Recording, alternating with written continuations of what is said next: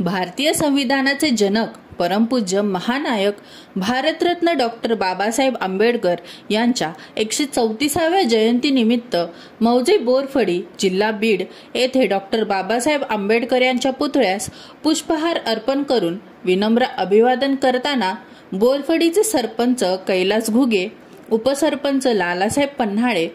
ग्रामपंचायत सदस्य गोरखनाथ घुगे, गोपीनाथ घुगे, नवनाथ कुटे, लालासाहेब घुगे, बाबासाहेब कुटे, सोपान वाघमारे, सोमीनाथ वाघमारे, बबनराव वाघमारे, नवनाथ वाघमारे, ग्रामपंचायत अधिकारी विवेक गित्ते, बिभीषण घुगे, माजी चेअरमन महादेव घुगे, निळकंठ घुगे, सुरेश कुटे, नारायण घुगे, भीमराव घुगे, अश्रुबा घुगे, गोरख घुगे, जयवंत ठोंबरे, नागनाथ घुगे इत्यादींची उपस्थिती होती।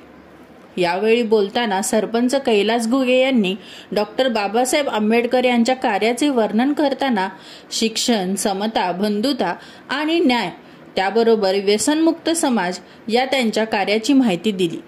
या कार्यक्रमाचे सूत्रसंचालन गोपीनाथ घुगे यांनी केले, तर आभार ग्रामपंचायत अधिकारी विवेक गित्ते यांनी मानले।